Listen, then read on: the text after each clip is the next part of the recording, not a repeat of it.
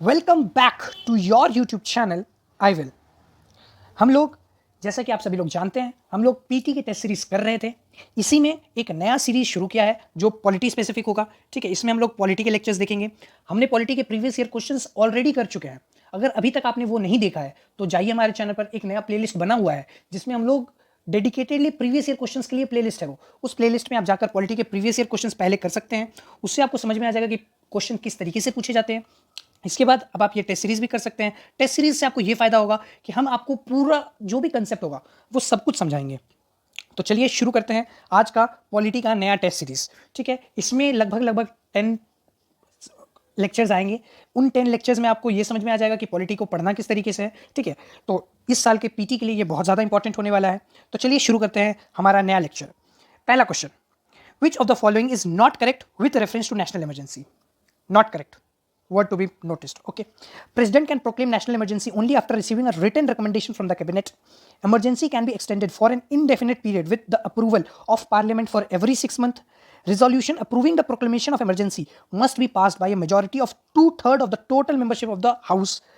Revocation of national emergency does not require approval of the parliament. चलिए, इसमें से अब आपसे पूछा गया नॉट करेक्ट क्या होगा। सबसे ए से लेकर डी की तरफ चलते हैं। सबसे पहला एक ए ऑप्शन देखते हैं, president can proclaim national emergency only after receiving a written recommendation from the cabinet. जी हाँ, प्रेसिडेंट तभी नेशनल इमरजेंसी लगा सकता है जब उसे रिटन रिकमेंडेशन मिलेगा, वो भी कैबिनेट के थ्रू। पहले ऐसा प्रोविजन नहीं था, लेकिन इंदिरा गांधी ने यही चीज का उन्होंने देखा था। और जो अगली गवर्नमेंट बनी थी, जनता गवर्नमेंट, उन्होंने सबसे पहला 44th अमेंडमेंट, जो आपको पता है 44th अमेंडमेंट एक्ट लेके आए थे, उसमें इन्होंने यही चीज चेंज की थी। ठीक है, तो ये स्टेटमेंट सही है, मतलब ये आंसर नहीं हो सकता है। आगे बढ़ते हैं। Emergency can be extended for an indefinite period with approval of parliament for every 6 month. जी हाँ, इमरजेंसी जो है वो इनडेफिनिट पीरियड के लिए आगे बढ़ाई जा सकती है। ठीक है, resolution approving the proclamation of emergency must be passed by a majority of 2/3 of the total membership of the house. ऐसा तो कोई स्पेशल मेजॉरिटी में भी नहीं होता है। अगर आप कॉन्स्टिट्यूशनल अमेंडमेंट बिल भी लेके आओगे ना, तो उसमें भी 2/3 प्रेजेंट एंड वोटिंग होता है। 2/3 प्रेजेंट एंड वोटिंग होता है। ठीक है, 2/3 प्रेजेंट एंड वोटिंग। और इसमें क्या पूछा है? 2/3 of the total membership of the house. अब इन दोनों में आपको वर्डिंग का डिफरेंस समझ में आया? ठीक है, चलिए आगे बढ़ते हैं। तो ये स्टेटमेंट गलत हो जाएगा। ठीक है, तो आंसर क्या हो जाएगा? यही हो जाएगा। ठीक है, एक्चुअली में अगर कोई रिजोल्यूशन आता है तो उसे किस तरीके से प्रेजेंट की जाती है? वो प्रेजेंट की जाती है जैसे अगर कोई नेशनल इमरजेंसी को पास करना है तो उसमें एटलीस्ट क्या होता है? Majority of the total membership. ठीक है, उसके बाद 2/3 प्रेजेंट एंड वोटिंग, उसके बाद 2/3 प्रेजेंट एंड वोटिंग। बात समझ में आई? ठीक है, इन दोनों को जब हम लोग इवैल्यूएट करते हैं तब वो इमरजेंसी के बारे में बात होती है। ठीक है, इसके बाद revocation of national emergency does not require the approval of parliament. नहीं, ऐसा ये स्टेटमेंट बिल्कुल सही है। ठीक है, ये स्टेटमेंट गलत नहीं हो सकता। ये स्टेटमेंट बिल्कुल सही है। अगर रिवोकेशन करना है नेशनल इमरजेंसी का तो उसको पार्लियामेंट का अप्रूवल नहीं चाहिए होता है। ठीक है, ये स्टेटमेंट सही है। तो आंसर क्या हो जाएगा? सी हो जाएगा। अगर आपको नेशनल इमरजेंसी के बारे में और भी कुछ जानना है तो मैं और भी बता देता हूँ नेशनल इमरजेंसी से रिलेटेड, क्योंकि एक बहुत इंपॉर्टेंट टॉपिक है। ठीक है, नेशनल इमरजेंसी देखिए, सबसे पहले मैं बताता हूँ नेशनल इमरजेंसी जो थी वो कौन से आर्टिकल के अंदर आती है। नेशनल इमरजेंसी जो आती है, ठीक है, समझ लीजिएगा, मैं शॉर्ट फॉर्म में जल्दी बता रहा हूँ। तो अब आप नेशनल ई लिख दिया तो मतलब ये नेशनल इमरजेंसी हो गया। ठीक है, तो समझ लीजिएगा। चलिए, नेशनल इमरजेंसी कौन से आर्टिकल में आती है? आर्टिकल 352 में आती है। ठीक है, इसको कौन डिक्लेयर कर सकता है? इसको डिक्लेयर करता है प्रेसिडेंट, डिक्लेयर करता है। प्रेसिडेंट कौन से ग्राउंड पे डिक्लेयर कर सकता है? प्रेसिडेंट 3 ग्राउंड पे डिक्लेयर करता है। कौन से ग्राउंड पे? एक तो वॉर के ग्राउंड पे, एक एक्सटर्नल एग्रेशन के ग्राउंड पे, ठीक है, और एक इंटरनल एग्रेशन के ग्राउंड पे। ठीक है, इंटरनल एग्रेशन के ग्राउंड पे। ठीक है, इसके बाद ये प्रेसिडेंट कब रिकमेंड कर सकता है? प्रेसिडेंट तभी रिकमेंड कर सकता है जब उसे रिटन रिकमेंडेशन आएगा बाय कैबिनेट।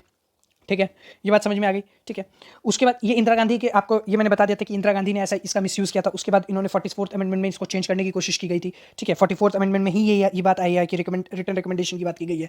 ठीक है, इसके बाद इसको अप्रूव कैसे किया जाता है? Approve by both houses. Approve किस में चाहिए? बोथ हाउसेस में चाहिए, और बोथ हाउसेस में स्पेशल मेजॉरिटी से अप्रूव होनी चाहिए। ठीक है, स्पेशल मेजॉरिटी से अप्रूव होनी चाहिए। और कितने दिन के अंदर अंदर अप्रूव होनी चाहिए? विद इन 1 मंथ अगर वो पास हुआ है तो 1 महीने के अंदर अंदर उसे पार्लियामेंट की सिटिंग, जब भी पार्लियामेंट बैठेगी उसके अंदर पास करना पड़ेगा। ठीक है, पार्लियामेंट का मतलब होता है लोकसभा जब बैठेगी, लोकसभा, क्योंकि राज्यसभा तो परमानेंट बॉडी है, तो राज्यसभा से वो तब तक के अंदर 1 महीने के अंदर अंदर पास हो जानी चाहिए। ठीक है, उसके बाद इसको अगर रिवोकेट करना, अगर इसे हटाना हो तो रिवोकेशन कौन कर सकता है? रिवोकेशन प्रेसिडेंट ही कर सकता है। ठीक है, प्रेसिडेंट ही करेगा रिवोकेशन। और प्रेसिडेंट किस तरीके से रिवोक करता है? एक नोटिफिकेशन इशू करता है। ठीक है, प्रेसिडेंट एक नोटिफिकेशन इशू करता है। नोटिफिकेशन प्रेसिडेंट अपने आप भी इशू कर सकता है, या फिर जब कभी भी लोकसभा ऐसा रिजोल्यूशन पास करेगी ना, जब कभी भी लोकसभा ऐसा रिजोल्यूशन पास करेगी कि इसको हटाना है इमरजेंसी को, तो भी वो प्रेसिडेंट उसको रिवोक कर सकता है। ठीक है, और अगर लोकसभा का रिजोल्यूशन पास करना हो तो एटलीस्ट 1/10 मेंबर जो है ना, वो उसको मेंबर्स जो हैं वो स्पीकर को देने चाहिए कोई भी प्रपोजल, तब वो स्पीकर लेगा और उसको एक्सेप्ट करेगा और फिर वो मेजॉरिटी, फिर वो वोटिंग पे आएगा, ठीक है। तो एटलीस्ट 1/10 मेंबर्स होने चाहिए,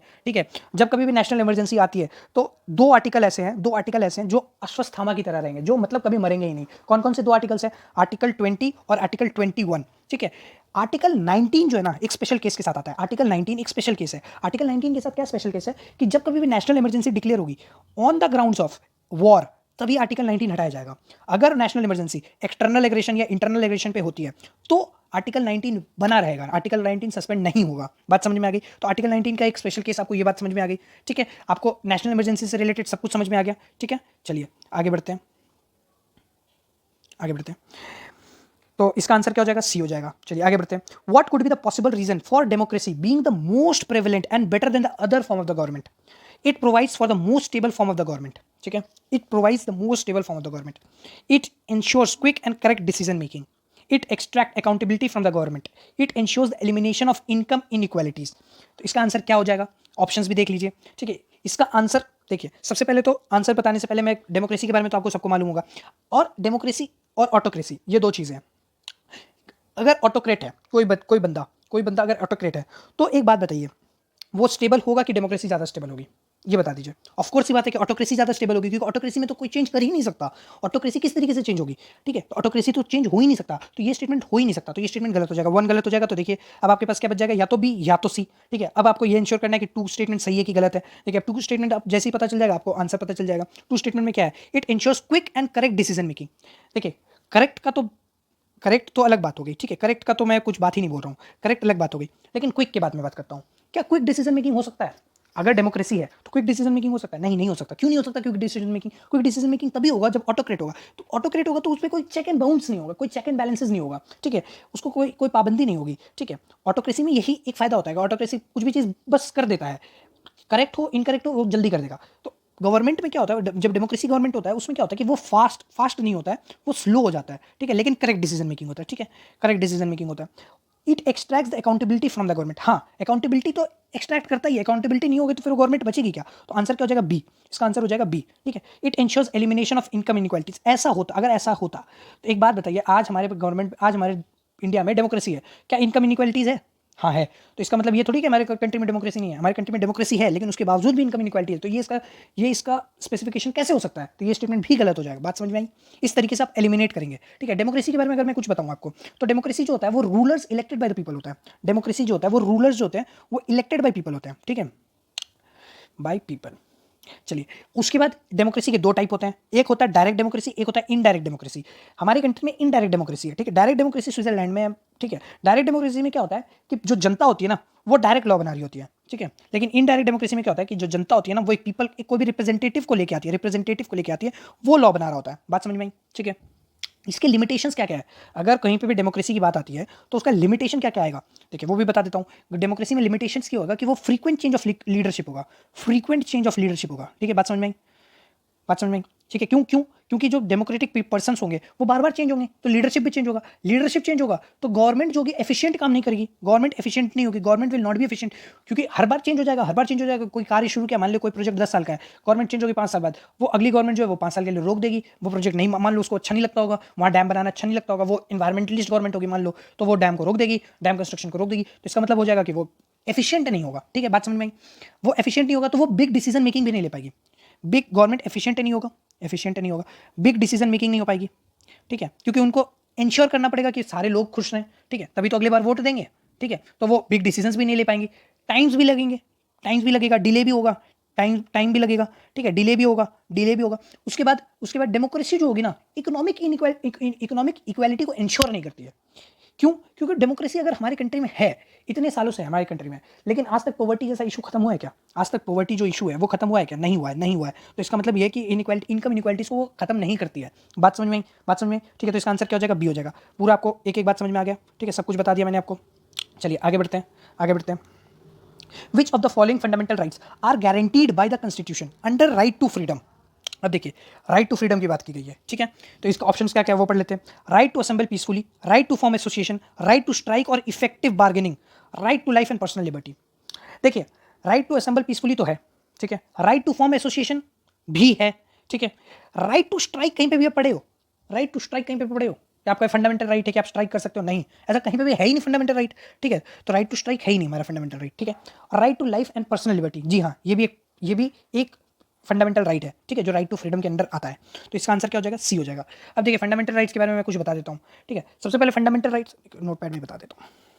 देखिए फंडामेंटल राइट्स, ठीक है, फंडामेंटल राइट्स सबसे पहले फंडामेंटल राइट्स कौन से पार्ट में आते हैं? पार्ट 3 में आते हैं। पार्ट 3 में आते हैं, कहाँ से कहाँ तक के अंदर आते हैं? आर्टिकल 12 से लेकर आर्टिकल 35 तक। ठीक है, मैंने आपको बोला था कि फंडामेंटल राइट्स रट लो, आपने अभी तक रटे हैं तो वेल एंड गुड, अभी भी बोल रहा हूँ फंडामेंटल राइट्स रट लो। ठीक है, उसके बाद फंडामेंटल राइट्स को अगर डिवाइड किया जाए तो कुछ कुछ पार्ट्स में डिवाइड है, जैसे 6 पार्ट्स में डिवाइड है। सबसे पहले आता है right to equality. Right to equality ये कहाँ से कहाँ तक के अंदर आता है? ये 14 से लेके 18 के अंदर आता है, 14 से 18 के अंदर आता है। उसके बाद आता है right to freedom. Right to freedom जिसका क्वेश्चन आया है, राइट टू फ्रीडम। ठीक है, ये कहाँ से कहाँ तक आता है? 19 से लेकर 22 तक आता है, 19 टू 22 के अंदर आता है। फिर राइट अगेंस्ट एक्सप्लॉयटेशन होता है, एक्सप्लॉयटेशन होता है, राइट अगेंस्ट एक्सप्लॉयटेशन, इसमें दो है, 23 और 24। ठीक है, उसके बाद क्या आता है? एक्सप्लॉयटेशन के बाद इसके बाद क्या होता है? 25 से लेकर 28 आता है, वो क्या होता है? फ्रीडम ऑफ रिलीजन होता है, फ्रीडम ऑफ रिलीजन होता है। ठीक है, रिलीजन वो कितना है? 25 से 28। ठीक है, बात समझ में आई? इसके बाद क्या होता है? Cultural and educational right.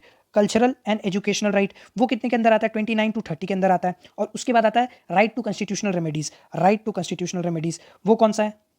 Right to constitutional remedies वो आर्टिकल 32 है। ठीक है, अब आप पूछोगे आर्टिकल 31 कहाँ गया सर? आर्टिकल 31 कहाँ गया? आर्टिकल 31 को हटा दिया गया था। आर्टिकल 31 जो था ना, वो आपके लैंड के बारे में बात किया जाता था। ठीक है, right to land, Kesavananda Bharati case. ठीक है, पढ़ लेना।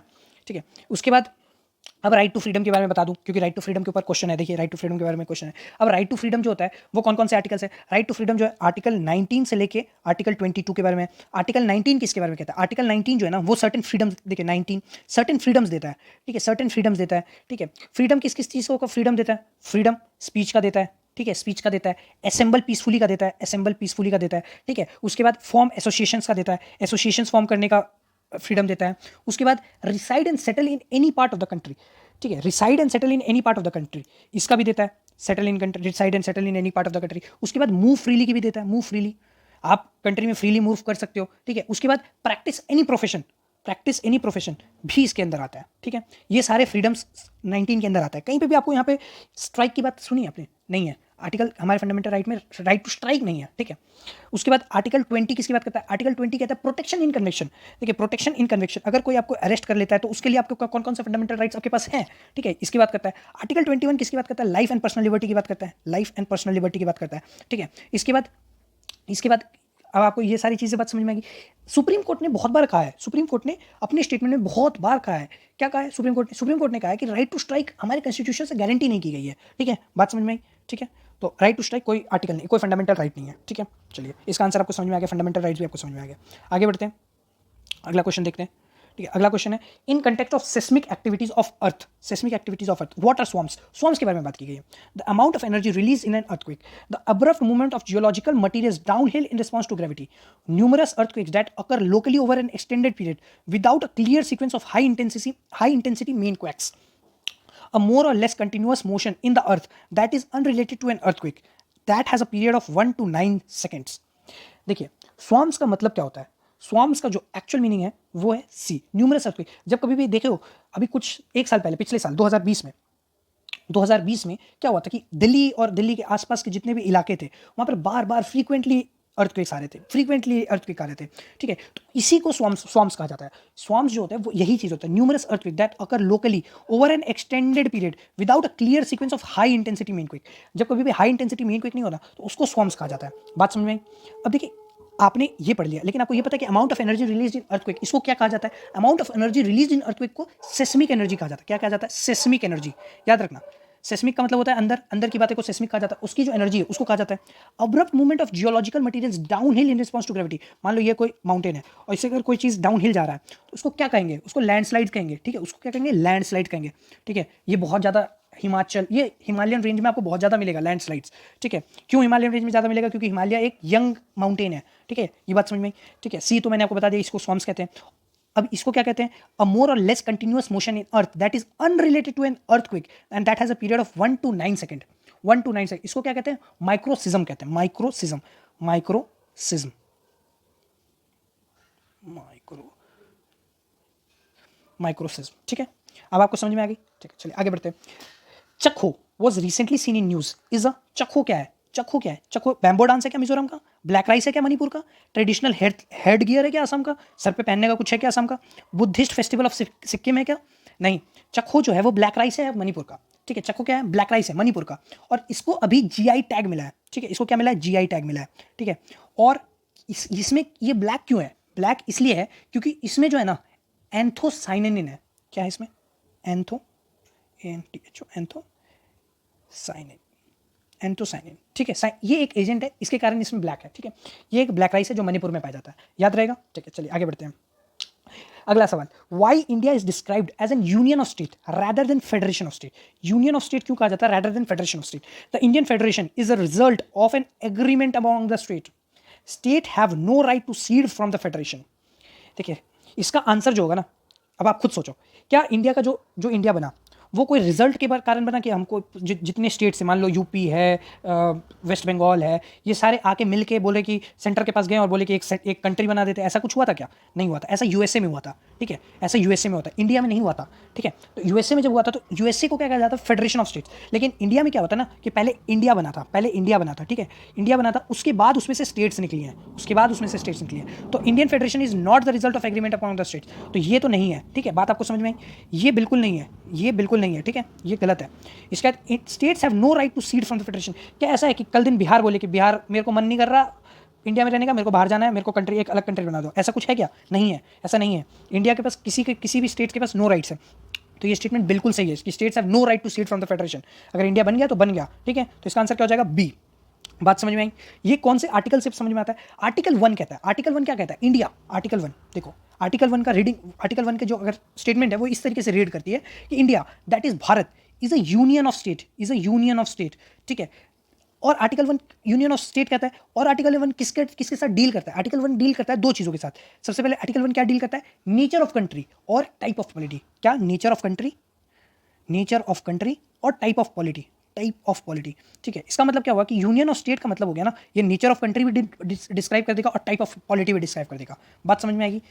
यूनियन ऑफ स्टेट को क्यों प्रेफरेंस दिया गया था as compare to federation of state? Union of state में वो इसलिए प्रेफरेंस दिया गया था क्योंकि ये कोई एग्रीमेंट की तरह नहीं आया था। फेडरेशन ऑफ स्टेट तब बोला जाता अगर सारे स्टेट्स मिलकर आते और इंडिया बनाते हैं, लेकिन ऐसा नहीं हुआ था। बात समझ में आ गई? ठीक है, चलिए आगे बढ़ते हैं।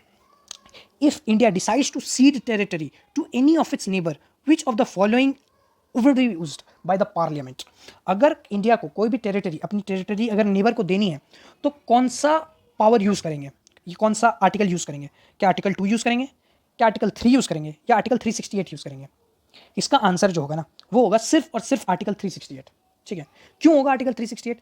क्योंकि आर्टिकल 2 और 3 जो है ना, आर्टिकल 2 और आर्टिकल 3 गवर्नमेंट को ये पावर नहीं देता है कि वो गवर्नमेंट ऑफ इंडिया ये किसी को भी सीड कर दे। वो आर्टिकल 2 और आर्टिकल 3 में नहीं दिया गया है। अगर किसी को सीड करना है ना तो कॉन्स्टिट्यूशनल अमेंडमेंट बिल लेके आना पड़ेगा। बात समझ में? कॉन्स्टिट्यूशनल अमेंडमेंट बिल लेके आना पड़ेगा, कॉन्स्टिट्यूशनल अमेंडमेंट बिल लेके आना पड़ेगा, सीए बिल लेके आना पड़ेगा, सीए भी लेके आना पड़ेगा। क्या लेके आना पड़ेगा? सीए भी लेके आना पड़ेगा। बात समझ में आई? सीए भी लेके आना पड़ेगा। आर्टिकल अगर 368 की बात की जाएगी, अगर कहीं पर भी, और ये कौन बोला? ये सुप्रीम कोर्ट ने बोला, बहुत बार बोला सुप्रीम कोर्ट ने। और इसके कारण अब आप बोलिए, एक चीज़ बताइए आप, 100 CAB क्या है? 100 CAB जो है ना, हमारे जो लैंड एग्रीमेंट हुआ था ना, लैंड बॉर्डर एग्रीमेंट हुआ था ना, किसके बीच में? ये हुआ था बांग्लादेश के साथ। किसके साथ? बांग्लादेश के साथ। इसमें हम लोगों ने बहुत सारे इंक्लेव्स बांग्लादेश को दिए थे और बांग्लादेश से बहुत सारे इंक्लेव्स लिए भी थे, ठीक है। तो ये जो हुआ था ना वो 100 CAB के साथ हुआ था। मतलब उसके लिए भी एक कॉन्स्टिट्यूशनल अमेंडमेंट बिल लेके आना पड़ेगा, ठीक है। तो आर्टिकल 2 और आर्टिकल 3 के साथ नहीं हो सकता। बात समझ में आ गई? तो इसका आंसर क्या हो जाएगा? सी हो जाएगा, ठीक है। इसका आंसर हो जाएगा सी। चलिए आगे बढ़ते हैं। Consider the following statement about CBI, ठीक है। अब हम लोग क्या देखने जा रहे हैं? अब हम लोग CBI को देखने जा रहे हैं कि CBI के बारे में हम लोग कुछ देखेंगे। तो सबसे पहला स्टेटमेंट क्या है? It deals only with the cases of corruption and economic offence. Only with the cases of corruption and economic offence, ठीक है। The CBI function is superintended by the CVC, Central Vigilance Commission, when the offense being investigated come under the Prevention of Corruption Act 1988। देखिए, अब आपको इसका answer अगर देना हो, बस एक चीज़ याद रख लीजिए, सुशांत सिंह राजपूत। सुशांत सिंह राजपूत आपको अभी बहुत बहुत ज़्यादा न्यूज़ में चल रहा है, ठीक है। सुशांत सिंह राजपूत में क्या हुआ था कि वो मर गया, ठीक है। उसके बाद क्या हुआ कि वो केस किसके पास गया? पहले मुंबई पुलिस के पास था, फिर वो किसके पास गया? CBI के पास गया ना, CBI के पास। तो जब वो CBI के पास गया तो क्या वो करप्शन का केस था? क्या वो इकोनॉमिक ऑफेंस का केस था? नहीं था ना, वो क्रिमिनल केस था। लेकिन तब भी CBI ने ले लिया ना। तो वही बात है, CBI क्रिमिनल केसेस भी लेता है, ठीक है। तो ये स्टेटमेंट गलत है, क्या है, ये स्टेटमेंट गलत है। और सीबीआई का जो हेड होता है ना, वो सीवीसी के अंडर ही आता है। ये स्टेटमेंट बिल्कुल सही है, ठीक है, ये स्टेटमेंट बिल्कुल सही है। तो इसका आंसर क्या हो जाएगा, बी। अगर मैं आपको सीबीआई के बारे में कुछ और बताऊं तो देखिए, कुछ चीज़ें मैं बता देता हूँ सीबीआई के बारे में। देखो, अब आपको पूरा नॉलेज होना चाहिए सीबीआई के बारे में। अब क्वेश्चन आ गया है, क्वेश्चन किसी भी तरीके से आ सकता है, अब अगला क्वेश्चन, ठीक है। तो देखिए, सबसे पहले हम लोग देखते हैं सीबीआई के बारे में। सीबीआई क्या है, एक कॉन्स्टिट्यूशनल बॉडी है कि नॉन कॉन्स्टिट्यूशनल बॉडी है? नॉन कॉन्स्टिट्यूशनल बॉडी है। स्टैट्यूटरी बॉडी है कि नॉन स्टैट्यूटरी बॉडी है? एक नॉन स्टैट्यूटरी बॉडी है, ठीक है, non constitutional non statutory body है, ठीक है, नॉन स्टैट्यूटरी बॉडी है। और ये कौन से मिनिस्ट्री के अंडर आता है? क्या वो होम मिनिस्ट्री के अंडर आता है या कोई और मिनिस्ट्री के अंडर आता है? सीबीआई कोई और मिनिस्ट्री, होम मिनिस्ट्री सीबीआई को नहीं देखती है। कौन सी मिनिस्ट्री देखती है? डीओपीटी देखती है। वही डीओपीटी जो आपको रिकमेंडेशन लेटर देगी, आप जब आईएएस बन जाओगे ना, तो जो रिकमेंडेशन लेटर आएगा ना, वो यही मिनिस्ट्री के थ्रू आएगा। यही मिनिस्टर आपको रिकमेंडेशन लेटर देंगे। डीओपीटी होता है department of personal and training, ठीक है, वो देती है। और इसको पावर कहाँ से आता है? सीबीआई को पावर आता है from Delhi special police establishment act. Power कहाँ से आता है? Delhi special police establishment act, ठीक है, यहां से आता है पावर, ठीक है। और इसको कौन सी कमेटी ने रिकमेंड किया था? सनाथनम कमेटी ने रिकमेंड किया था। कौन सी कमेटी ने किया था? सनाथनम कमेटी ने रिकमेंड किया था, ठीक है। ये जो कमेटी बैठी थी वो करप्शन और इन सब चीज़ों के लिए लेके बैठी थी, उसके कारण उन्होंने एक सीबीआई को रिकमेंड किया था, ठीक है। और ये इन्वेस्टिगेशन किसी भी केसेस में कर सकती है। आप भोपाल गैस स्ट्रैटेजी देख लीजिए ना, भोपाल गैस स्ट्रैटेजी, उसमें भी सीबीआई आया था, ठीक है। आप भागलपुर बाइंडिंग केस देख लीजिए, जिसपे गंगा जल मूवी बनी है, उस पर सीबीआई केस आया था। आप सुशांत सिंह राजपूत देख लीजिए ना, उस पर सीबीआई केस आया है। तो सीबीआई के पास ऐसा नहीं है कि सिर्फ वो इकोनॉमिक ऑफेंस के केसेस देखेंगे, वो इन सारे वो करप्शन के केस देखेंगे या इकोनॉमिक ऑफेंस के केस देखेंगे, वो इसके अलावा क्रिमिनल केसेस भी देख सकते हैं। बात समझ में आई, ठीक है। सीबीआई जो होती है ना, वो केस किस तरीके से देखती है? क्या सीबीआई कहीं पे भी जाके ले सकती है? नहीं, सीबीआई कहीं पे भी केस नहीं ले सकती है। सीबीआई तभी केस लेगी जब कोई स्टेट उससे रिक्वेस्ट करेगा, कि स्टेट अगर रिक्वेस्ट करता है कि आप स्टेट ले लीजिए, या फिर सीबीआई स्टेट के कंसेंट से, स्टेट को सीबीआई बोलेगा कि मेरे को ये केस लेना है, स्टेट उसे कंसेंट देगा, तब वो केसेस ले सकता है। या फिर इन सब चीज़ों को बाईपास करने के लिए एक साधन है, उसका नाम क्या है? हाई कोर्ट या सुप्रीम कोर्ट। अगर हाई कोर्ट और सुप्रीम कोर्ट अगर ऑर्डर देता है कि आप कि ये केस जो है सीबीआई को दे दीजिए, तो वो केस सीबीआई के पास चले जाएगा। बात समझ में आ गई, ठीक है। इसको हेड कौन करता है? सीवीसी करता है। इसको कौन से हेड करता है? सीवीसी करता है। अब सीवीसी के बारे में कुछ बातें बता दूं। सीवीसी के बारे में मैं आपको कुछ बातें बता दूं। सीवीसी जो है ना, मेन एजेंसी है करप्शन के लिए, ठीक है, करप्शन के लिए मेन एजेंसी है, ठीक है। उसके बाद ये पहले जो थी ना, नीदर स्टैट्यूटरी नॉर कॉन्स्टिट्यूशनल, ठीक है, लेकिन बाद में इसको क्या बना दिया गया था? स्टैट्यूटरी बना दिया गया था, ठीक है। इसमें कितने पर्सन होते हैं? 1 चेयरपर्सन होते हैं और 2 विजिलेंस कमीशन होते हैं। 1 चेयरपर्सन एंड 2 विजिलेंस कमीशन, ठीक है। उसके बाद इसको अपॉइंट कौन करता है? अपॉइंट करता है प्रेसिडेंट, अपॉइंट करता है, ठीक है, प्रेसिडेंट साहब अपॉइंट करते हैं अपने, ठीक है। और by warrant under his hand and seal appoint होता है, ठीक है, ये बात याद रखिएगा। और कैसे अपॉइंट होता है? इसके लिए कमेटी बैठती है, और कमेटी में कौन कौन होता है? कमेटी में 3 लोग होते हैं। कौन कौन?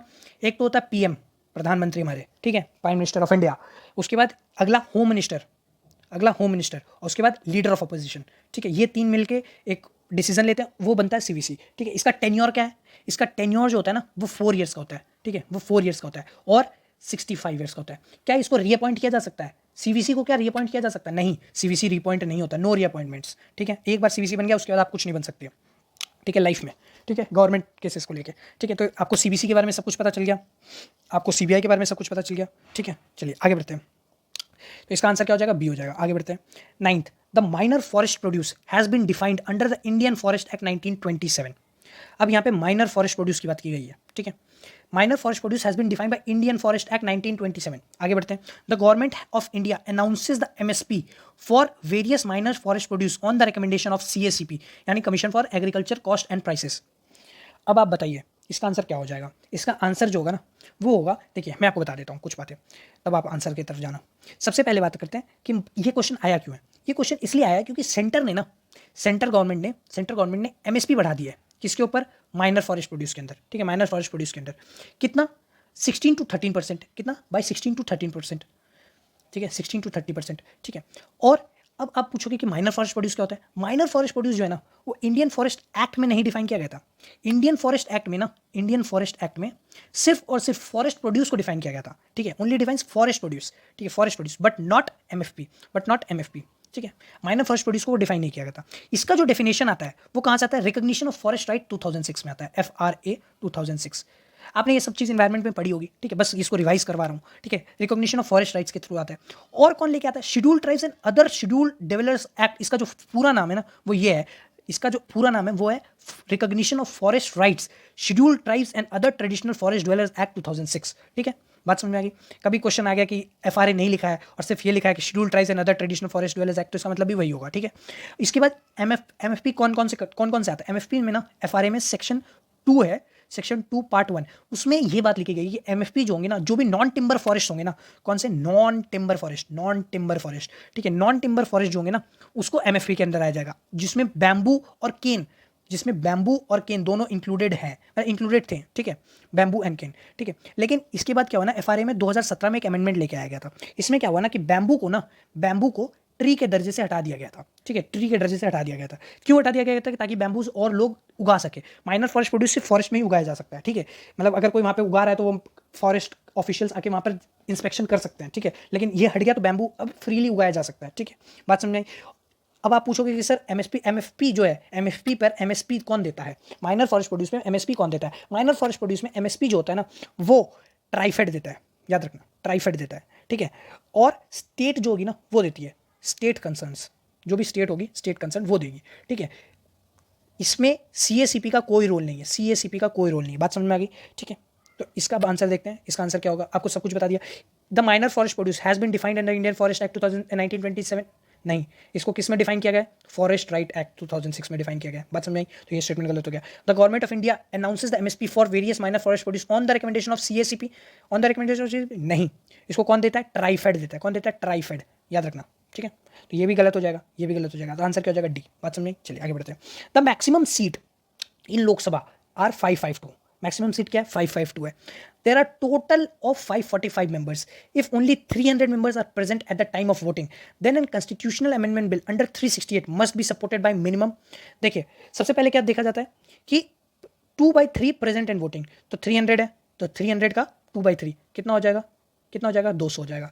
क्या 200 मेंबर्स एटलीस्ट 200 मेंबर्स तो होने ही चाहिए। दूसरा कंडीशन क्या है कि जो भी मेंबर्स हैं, मान लो टोटल सीट्स 552 है, ठीक है, टोटल सीट्स 552 है, लेकिन जो टोटल सीट नहीं देखेंगे, जो ऑक्युपाइड है, जो लेफ्ट ओवर सीट्स है उसको नहीं देखेंगे, जो ऑक्युपाइड सीट्स है 545 ऑक्युपाइड सीट्स है, इसका हाफ कितना होता है?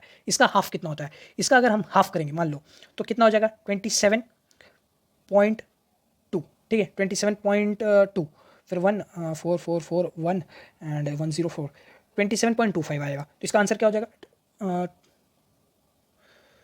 272.5, ठीक है, 272.5। लेकिन क्या ये हो सकता है? नहीं, इसकी जगह क्या होगा? 273 होगा, ठीक है, बात समझ में आई। तो इसका आंसर क्या हो जाएगा? 273।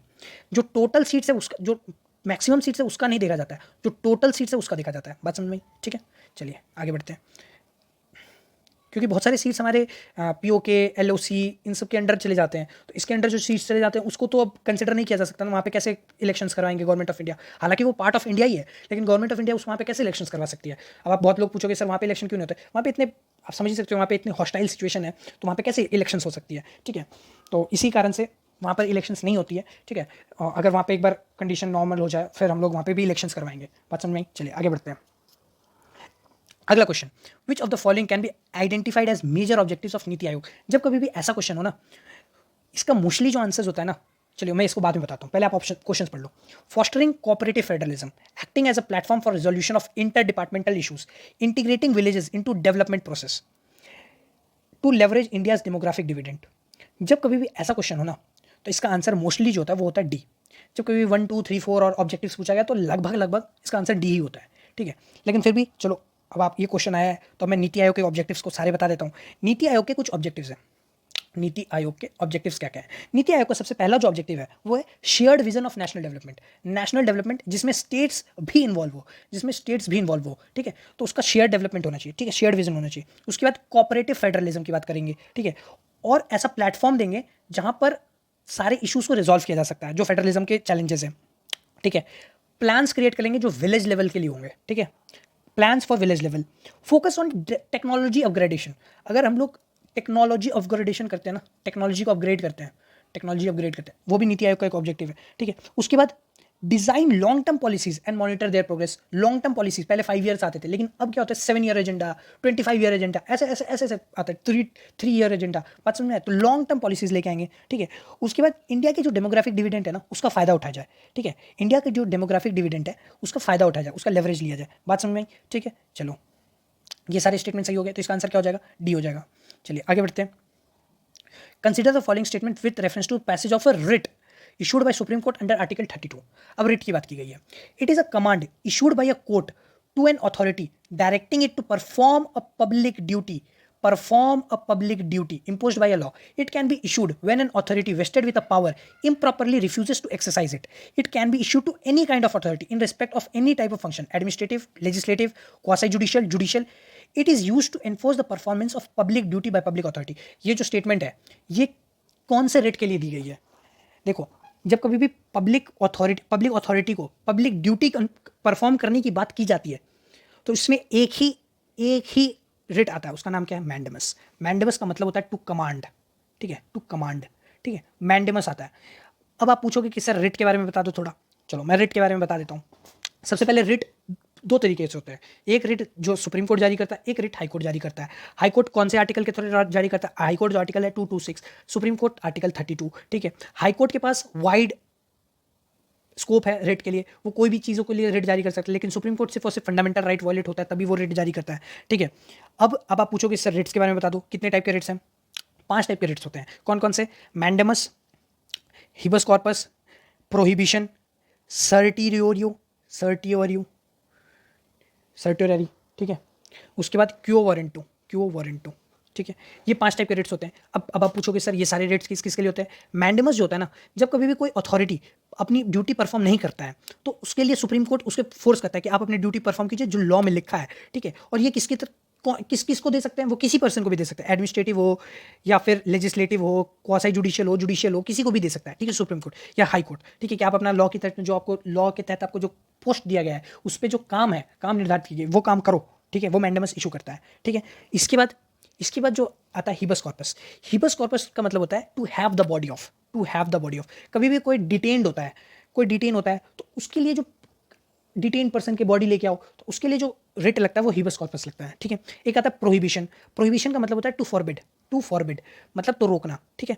उसके बाद आता है सर्टेरियो का मतलब होता है टू हैव द सर्टिफिकेट, ठीक है। कि आप अगर कोई लोअर कोर्ट ने कोई आदेश जारी किया है तो वो उसके जजमेंट को क्वैश करने के लिए वो सर्टेरियो सुप्रीम कोर्ट ऑर्डर करता है, ठीक है। उसके बाद आता है क्यो वारंटो, मतलब बाय व्हाट अथॉरिटी, मतलब आपने किसी पर्सन को किस अथॉरिटी पे, मतलब आप कौन हो जो आपने ऐसा कार्य किया, ठीक है। या आप अपने पोस्ट से ज़्यादा काम कर रहे हो, मतलब आपके पोस्ट में यही पावर है लेकिन आप उस पोस्ट से ज़्यादा। एक केस बता रहा हूँ, एक बार क्या हुआ कि एक आरपीएफ पर्सन ने एक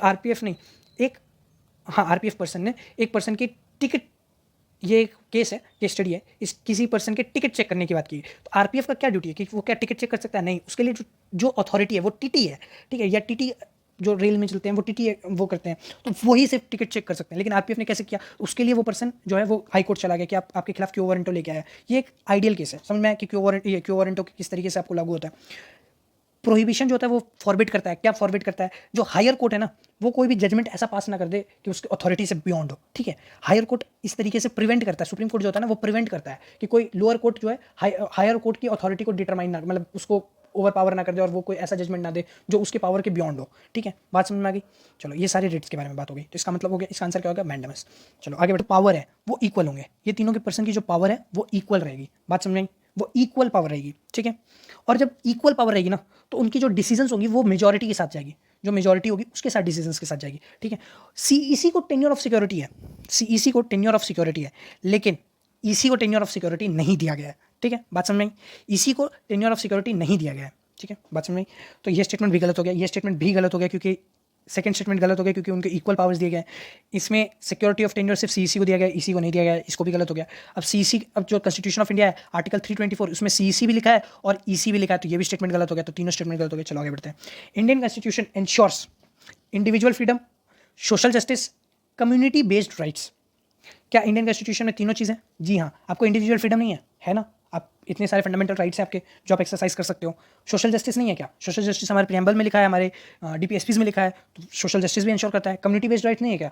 इतने सारे फंडामेंटल राइट्स हैं जो कम्युनिटी बेस्ड राइट्स हैं, ठीक है। जो रिलीजन से रिलेटेड राइट्स हैं, जो सेक्स से रिलेटेड राइट्स हैं, वो सारे कम्युनिटी बेस्ड राइट्स हैं, तो ये भी स्टेटमेंट सही है, ठीक है। तो 19 क्या हो जाएगा? डी। बात समझ में आई? चलो आगे बढ़ते हैं। It was an erstwhile princely state ruled by the Chogyal dynasty. It became a protectorate of India in 1947 after the lapse of British paramountcy. It became an integral part of India through referendum. Recently, it has been used due to controversial advertisement by the Delhi government. अभी Delhi government ने, आपको पता होगा कि सिक्किम का उन्होंने कुछ कर दिया था। सिक्किम में उन्होंने एक शायद होमगार्ड का वैकेंसी निकाला था, या फिर सिविल डिफेंस का डिफेंस निकाला था। सिविल डिफेंस का उन्होंने एक वैकेंसी निकाला था जिसमें उन्होंने जो पीपल ऑफ सिक्किम है उसको अलग से लिखा था कि पहले ऑल पर्सन ऑफ इंडिया, फिर person of Sikkim of India, ठीक है। तो उसमें उन्होंने थोड़ी कंट्रोवर्सी आ गई थी, तो इस कारण से क्या हुआ कि इस कारण से उन्होंने फिर वो एडवर्टीजमेंट वापस भी ले लिया था, ठीक है। तो ये बात से आपको ये समझ में आएगा कि इसका आंसर क्या हो जाएगा, सिक्किम हो जाएगा, ठीक है।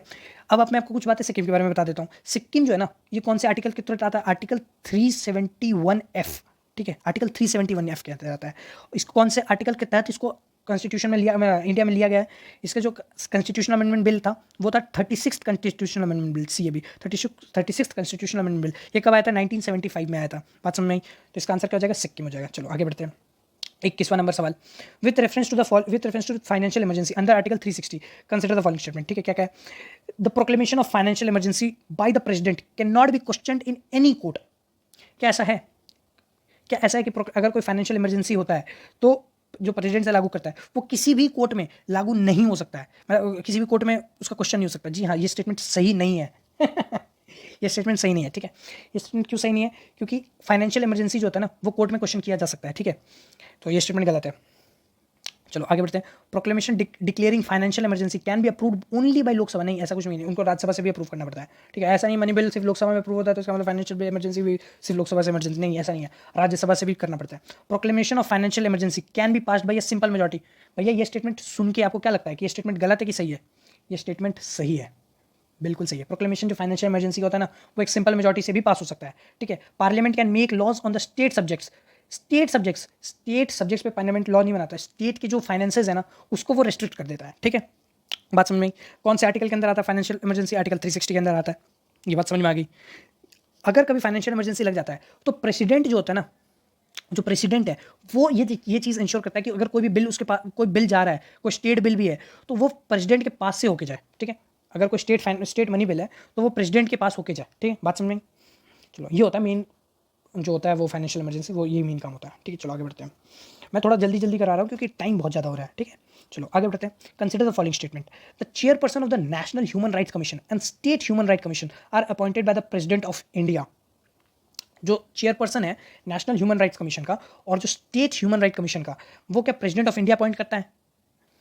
अगर आपको ऐसा लगता है तो आप बहुत गलत है, उसको प्रेसिडेंट ऑफ इंडिया अपॉइंट नहीं करता है। State human right finance commission को प्रेसिडेंट ऑफ इंडिया अपॉइंट नहीं करता, उसको कौन करता है? गवर्नर करता है, ये याद रखना, गवर्नर करता है, ये याद रखना, बहुत इंपॉर्टेंट चीज़ बता रहा हूँ, ठीक है।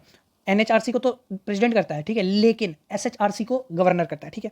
Only the president of India can remove the chairperson of NHRC and state human right commission. जी हाँ, प्रेसिडेंट ही हटा सकता है। देखो स्टेट ह्यूमन राइट कमीशन को अपॉइंट भले ही गवर्नर करता है, लेकिन हटाएगा कौन? प्रेसिडेंट हटाएगा, ठीक है। बात समझ में आई? तो इसका आंसर क्या हो जाएगा? बी, ठीक है। अब आप पूछोगे सर मेरे को थोड़ा इसके बारे में बता दो, नेशनल ह्यूमन राइट्स कमीशन के बारे में बता दो। अभी नेशनल ह्यूमन राइट्स कमीशन के बारे में एक न्यू बिल आई है, ठीक है, उसके बारे में पढ़ लेना। अगर कोई डाउट हो तो कमेंट में लिख देना, अगले दिन लेक्चर बन जाएगी, ठीक है, पूरे ह्यूमन बिल के ऊपर, national human rights commission bill के ऊपर जो नया बिल आया है, ठीक है। चलो आगे बढ़ते हैं। Interest groups seeks to promote the interest of a particular section और अ ग्रुप ऑफ सोसाइटी, ठीक है। There can be two types, promotional interest group and sectional interest group, ठीक है। एक प्रमोशनल होता है, एक सेक्शनल होता है। Which of the following are the typical examples of sectional interest group. अब देखिए सेक्शनल इंटरेस्ट ग्रुप कौन कौन से होते हैं। सेक्शनल इंटरेस्ट ग्रुप का मतलब क्या होगा कि किसी एक सेक्शन को वो बढ़ावा दे रहे हैं, ठीक है। Professional bodies such as that of lawyers और डॉक्टर्स, क्या ये एक सेक्शनल इंटरेस्ट ग्रुप है? क्या ये सेक्शनल इंटरेस्ट? हाँ जी हाँ, बिल्कुल बिल्कुल, ये स्टेटमेंट सही है।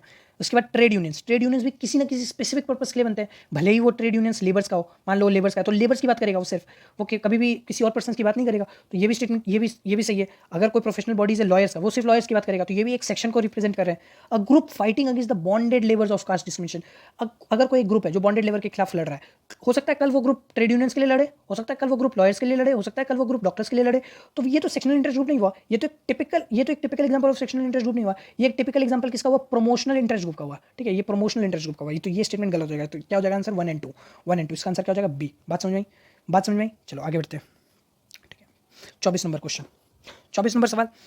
Which of the following events में lead to the loss of Indian citizenship for an individual. अब इंडियन सिटीजनशिप को अगर आपको लॉस, अगर कोई लॉस के किस तरीके से हो जाएगा, अगर आपने ये काम किया तो आपका इंडियन सिटीजनशिप चला जाएगा, ये याद रखना, ठीक है। When an Indian citizen voluntarily acquires the citizenship of another country, अगर कोई दूसरे कंट्री का अगर सिटीजनशिप लेता है तो उसका इंडियन सिटीजनशिप खत्म हो जाएगा। जी हाँ, ये स्टेटमेंट बिल्कुल सही है, ये स्टेटमेंट सही है, ठीक है। उसके बाद if an Indian citizen has shown disloyalty to the constitution of India, भाई कोई अगर डिसलॉयल है कॉन्स्टिट्यूशन ऑफ इंडिया के तो वो सिटीजन होने के लायक ही नहीं है, बिल्कुल लायक नहीं है, उससे तो हटा ही देना चाहिए, बिल्कुल ये स्टेटमेंट सही है, ठीक है। If he is a minor whose parents have renounced Indian citizen, देखिए सिटीजनशिप जो होती है ना वो आपके पेरेंट्स से मिलती है, ठीक है, मोस्टली। तो जो अगर उसके पेरेंट्स ने अगर वो चीज़ को डिनाउंस कर दिया तो हाँ वो आपका सिटीजनशिप चला जाएगा, लेकिन 18 साल के बाद आप फिर से अप्लाई कर सकते हो, ठीक है, क्योंकि आप 18 साल के बाद आप एक मेजर हो जाओगे, माइनर से आप चेंज हो जाओगे, आप एडल्ट में आ जाओगे, तो आप फिर से अप्लाई कर सकते हो। तो इसका आंसर क्या हो जाएगा? डी, ठीक है, बात समझ में आई, ठीक है। जो सिटीजनशिप है ना वो 3 तरीके से जाता है, एक रेनंसिएशन से जाता है, ठीक है, रेनंसिएशन से जाता है, एक जाता है टर्मिनेशन से, और एक जाता है डेप्रीविएशन से, ठीक है। ये तीनों चीज़ों के बारे में पढ़ लेना, लक्ष्मीकांत में अच्छे से दिया हुआ है, ठीक है। अगर नया समझ में आया तो बता देना, अगले दिन आपको एक शॉर्ट वीडियो मिल जाएगी, ठीक है, अगर ना समझ में आया तो। चलो आगे बढ़ते हैं। Which of the following are federal features of Indian constitution. अब कौन कौन सा ऐसा है जो फेडरल फीचर्स की बात करता है? सिंगल कॉन्स्टिट्यूशन, फेडरल फीचर का मतलब सेंटर और स्टेट दोनों के एग्जिस्टेंस को डिनोट करता है, तो फेडरल फीचर्स होता है। कौन कौन से? सिंगल कॉन्स्टिट्यूशन, सिंगल कॉन्स्टिट्यूशन से क्या फेडरलिज्म को डिनोट किया जा सकता है? जी हाँ या जी नहीं? नहीं, जी नहीं, बिल्कुल नहीं, सिंगल कॉन्स्टिट्यूशन फेडरलिज्म के फीचर को डिनोट नहीं करता है, ठीक है। बाय कैमरलिज्म करता है, इंटीग्रेटेड जुडिशरी भी नहीं करता है। तो सिंगल कॉन्स्टिट्यूशन जो होता है ना वो नॉन फेडरल को डिनोट करता है। सिंगल कॉन्स्टिट्यूशन का मतलब हो गया कि आप सेंटर जो है ना वो स्ट्रॉन्ग है, सेंटर स्ट्रॉन्ग है, वो जो चाहे वो करेगा, ठीक है, क्योंकि जो कॉन्स्टिट्यूशन है वो उसको चेंज करने का किसको हक है? सिर्फ सेंटर को हक है। तो सेंटर स्ट्रॉन्ग हो गया, सेंटर स्ट्रॉन्ग हो गया तो वो नॉन फेडरल फीचर हो गया। वैसे इंटीग्रेटेड जुडिशरी भी सेम वही काम होती है। इंटीग्रेटेड जुडिशरी क्या होती है कि वो एक जुडिशरी दूसरी जुडिशरी में, मान लो सुप्रीम कोर्ट है तो वो हाई कोर्ट के पावर्स को डिटरमाइन करेगा, वो डिवैल्यू करेगा। लेकिन अगर इंडिपेंडेंट जुडिशरी की बात की जाए, अगर कहीं पे भी इंडिपेंडेंट जुडिशरी की बात की जाए तो वो फेडरल फीचर्स में आएगा। बात समझ में आई? ठीक है, चलो ये सारी चीज़ें समझ में आ गई, ठीक है। चलो आगे बढ़ते हैं। कंसिडर, तो इसका आंसर क्या हो जाएगा? 2 ओनली, ठीक है। चलो, consider the following statement in context to Niti Aayog. तो नीति आयोग के बारे में पूछा है। It is an extra constitutional body, it provides both directional and policy inputs but not technical advices, it provides a collaborative and bottom up approach. देखिए जब कभी भी नीति आयोग की बात की जाए ना, देख लो एक चीज़ याद रखना, जब कभी भी नीति आयोग की बात की जाए ना तो वो कभी भी टेक्निकल और डायरेक्शन देखो, बट नॉट टेक्निकल एडवाइस, जब कभी भी नॉट टेक्निकल एडवाइस की बात की जाए ना तो ये स्टेटमेंट गलत होता है, ठीक है, क्योंकि जहाँ कहीं भी नॉट आ जाए ना, नॉट आ जाए तो वो स्टेटमेंट मोस्टली गलत ही होता है। बात समझ में?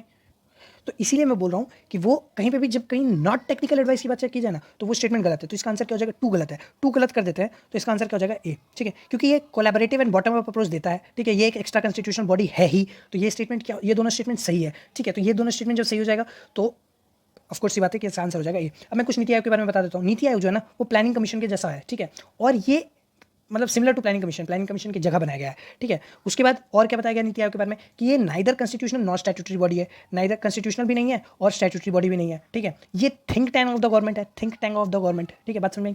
थिंक टैंक, और ये डायरेक्शनल पॉलिसी इनपुट्स भी देता है और साथ में टेक्निकल इनपुट्स भी देता है, ठीक है, और ये कोलैबोरेटिव बॉटम अप्रोच भी लेके आता है। बात समझ में आई? ठीक है, चलो आगे बढ़ते हैं। अगला question, with reference to integration of the erstwhile princes state consider the following statement, ठीक है। हैदराबाद रेफरेंडम, क्या हैदराबाद को रेफरेंडम से जोड़ा गया था? नहीं, हैदराबाद को पुलिस एक्शन से जोड़ा गया था, तो ये स्टेटमेंट गलत हो जाएगा। जूनागढ़, क्या जूनागढ़ को पुलिस एक्शन से जोड़ा गया था? नहीं, जूनागढ़ को रेफरेंडम से जोड़ा गया था, नहीं, ये भी स्टेटमेंट गलत हो जाएगा। कश्मीर इंस्ट्रूमेंट ऑफ एक्सेशन, हाँ इससे ही जोड़ा गया था, कश्मीर को इंस्ट्रूमेंट ऑफ एक्सेशन से ही जोड़ा गया था, ठीक है। तो ये स्टेटमेंट, इसका सही आंसर क्या हो जाएगा? बी, 3 ओनली, ठीक है। हैदराबाद को किससे? पुलिस एक्शन को, जूनागढ़ को किससे? रेफरेंडम से। बात समझ में आई? ठीक है, चलो आगे बढ़ते हैं। अगला सवाल, which of the following pairs match करना है, ठीक है।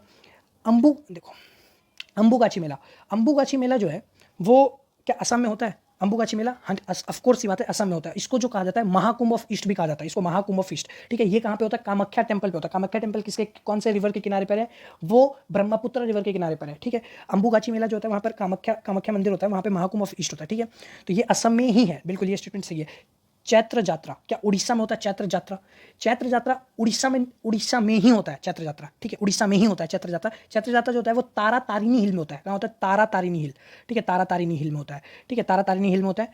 और और क्या होता है तारातारिणी हिल में, अगर ये होता है। इसके बारे में और कुछ बता दूं, ये ऋषिकुला रिवर के बगल में, ऋषिकुला रिवर जो फेमस है ऑलिव रिडली टर्टल के लिए, ठीक है, ऑलिव रिडली टर्टल के लिए, और ये उड़ीसा में ही है, बिल्कुल ये स्टेटमेंट भी सही है। विशु, विशु कहाँ पर होता है? विशु क्या उत्तर प्रदेश में होता है? विशु केरल में होता है, केरल में होता है। और लॉर्ड विष्णु और कृष्ण की जो भक्ति है उसका जो फेस्टिवल होता है उसको कहते हैं विशु, ठीक है। रंगोली बिहू, रंगोली बिहू कहाँ पर होता है? बिहू कहाँ पर होता है? असम में होता है, ऑफकोर्स सी बात है। तो ये स्टेटमेंट भी गलत हो जाएगा, तो 3 एंड 4 गलत हो जाएगा। तो आंसर क्या हो जाएगा? सी, ठीक है। आंसर क्या हो जाएगा? 1 एंड 2 किस में है? सी में है। बात समझ में आई? चलो आगे बढ़ते हैं। 29 सवाल, which of the following in context with CAG is not correct? देख लो यहाँ पे नॉट लिखा है, ठीक है, नॉट। तो अब देखते हैं नॉट करेक्ट में कौन कौन से student. It is authorise to audit contingency fund of India, it is authorise to audit contingency fund of India, कि ये स्टेटमेंट सही है या गलत है? ये स्टेटमेंट सही है, ठीक है। कंटीजेंसी फंड ऑफ इंडिया को वो ऑडिट कर सकता है। CAG submits annual audit report to the president of India, क्या स्टेटमेंट सही है कि गलत है? स्टेटमेंट सही है, ठीक है। CAG compiles and maintain accounts of both central and state government, क्या स्टेटमेंट सही है कि गलत है? नहीं, ये स्टेटमेंट गलत है। पहले कैग जो करता था, पहले कंपाइल्स और मेंटेन्स अकाउंट करता था सेंट्रल और स्टेट गवर्नमेंट का, लेकिन बाद में इसको एक लॉ आया था, उस लॉ के बारे में मैं आपको थोड़ा बहुत बता देता हूँ। देखो, सबसे पहले हम लोग कैग के बारे में जानते हैं। चलो आपको कैग के बारे में सब कुछ बता ही देता हूँ, क्योंकि कैग एक इंपॉर्टेंट इंस्टीट्यूशन है जिसको आपको जानना जरूरी है, ठीक है। सबसे पहले देखते हैं कैग। कैग जो होता है ना, CFI consolidated fund of India, consolidated fund of India, consolidated fund of India, या फिर कंसोलिडेटेड फंड ऑफ स्टेट, ठीक है, ऑफ स्टेट, ये दोनों को, या फिर ये अगर यहाँ पे यूनियन टेरिटरी हो या फिर ये भी हो, तो भी उन सबको जो अकाउंट्स होंगे ना वो कैग ही ऑडिट करेगा। बात समझ में आई? ठीक है। कंटीजेंसी फंड ऑफ इंडिया जो होगी ना, उसको भी, कंटीजेंसी फंड ऑफ इंडिया को भी और पब्लिक अकाउंट को भी कौन ही ऑडिट करेगा? वो कैग ही ऑडिट करेगा। बात समझ में आई? रिपोर्ट किसको देता है? रिपोर्ट्स जो देता है वो प्रेसिडेंट को भी देता है, गवर्नर को भी देता है, ठीक है, गवर्नर को भी देता है। कैग का आर्टिकल कौन सा है? कैग का आर्टिकल यहाँ पे, कैग का आर्टिकल कौन सा है? कैग का आर्टिकल जो है आर्टिकल 148, ठीक है, आर्टिकल 148, आर्टिकल 148, ठीक है। और प्रेसिडेंट को देता है ये रिपोर्ट और गवर्नर को देता है। बात समझ में आई? ठीक है। इसके बाद इसको कैग जो था ना, वो एक अपनी जो ये compile and maintain accounts of central government ये करता था। कब तक? 1976 तक करता था, लेकिन उसके बाद उसको हटा दिया गया था, ठीक है। उसके बाद इस चीज़ से उसको हटा दिया गया था, ठीक है। उसके बाद आर्टिकल 148 के बारे में बता दिया मैंने। और इसका ईयर कितना होता है? 6 ईयर्स के लिए रहता है कैग का जो भी प्रेसिडेंट होता है, या फिर 65 ईयर्स के लिए रहता है, ठीक है, दोनों में से जो भी पहले हो जाए, ठीक है। Appointed by president, appointed by president, ठीक है, प्रेसिडेंट अपॉइंट करता है, ठीक है। उसके बाद क्या ये रीएलिजिबल है रीअपॉइंटमेंट के लिए? नहीं, नो रीएलिजिबल, ही इज़ नॉट रीएलिजिबल, ठीक है। उसके बाद इसको रिमूव कौन कर सकता है? प्रेसिडेंट ही रिमूव कर सकता है। बात समझ में आई? ठीक है, ये सारी चीज़ें आपको समझ में आ गई। चलो अब इसमें देखते हैं, इसमें देखते हैं। तो इसमें जो कैग है ना, वो ये काम नहीं करता है, बाकी सारे काम करता है। CAG is remove by the president on the same ground as in the manner of supreme court जज। जी, ये स्टेटमेंट भी मैंने भी बताया कि ये स्टेटमेंट भी सही है, तो इसका आंसर क्या हो जाएगा? सी हो जाएगा इसका आंसर सही, ठीक है। चलो आगे बढ़ते हैं। Which of the following statement in context of national commission for backward classes is not correct? देखिए यहाँ पर वर्ड है नॉट करेक्ट, ठीक है। NCBC has been conferred as constitutional status, क्या स्टेटमेंट सही है? हाँ बिल्कुल, ये स्टेटमेंट सही है, उसको कॉन्स्टिट्यूशनल स्टेटस दिया हुआ है, ठीक है। It investigates the matter for constitution and legal safeguards of both OBC and Anglo Indians. यहाँ पर कैच वर्ड क्या है? यहाँ पर कैच वर्ड है एंग्लो इंडियंस। एंग्लो इंडियंस के लिए वो नहीं करता है, ठीक है, एंग्लो इंडियंस के लिए वो नहीं करता है। कैग जो है ना, देखो सबसे पहले कैग बोल रहा हूँ, national commission for backward classes, NCBC के बारे में कुछ बता देता हूँ। NCBC जो है ना, एक सबसे पहले कॉन्स्टिट्यूशनल बॉडी है, ठीक है। सारी बातें मैं आपको क्लियर करके चलता हूँ, कॉन्स्टिट्यूशनल बॉडी है, ठीक है। इसके बाद इसका आर्टिकल कौन सा है? इसका आर्टिकल है, आर्टिकल कौन सा है? आर्टिकल 338B, ठीक है, आर्टिकल 338B, ठीक है।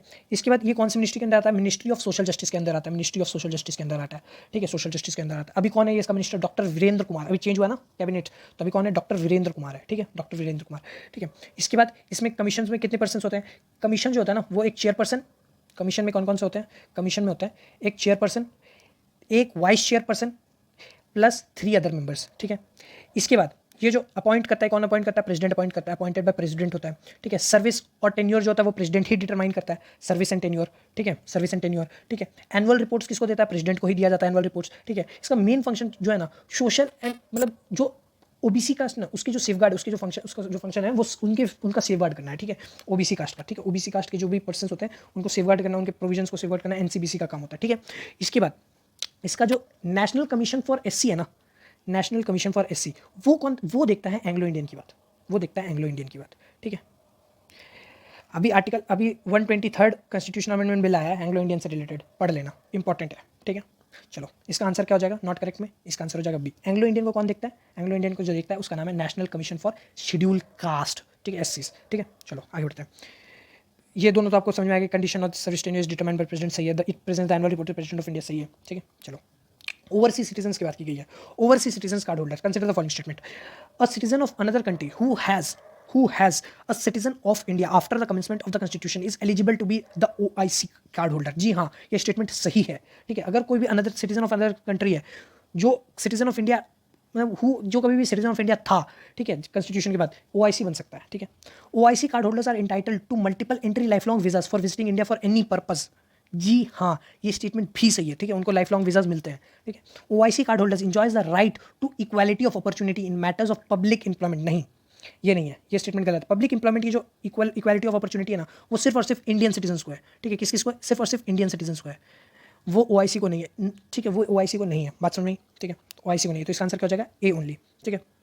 OIC के बारे में लक्ष्मीकांत में बहुत डिटेल में दिया गया है सिटीजनशिप चैप्टर में अच्छे से पढ़ना, ठीक है। कोई डाउट हो तो बताना, आपको हम डाउट्स क्लियर कर देंगे। In reference to special officer for linguistic minority consider the following statement.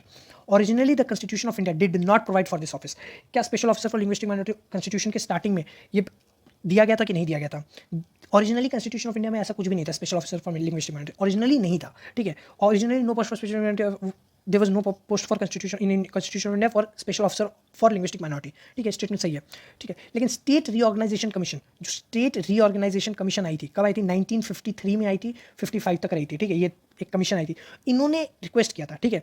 जब इन्होंने रिक्वेस्ट किया था तो 7th CAA आया था, 7th कॉन्स्टिट्यूशनल अमेंडमेंट बिल आया था, ठीक है।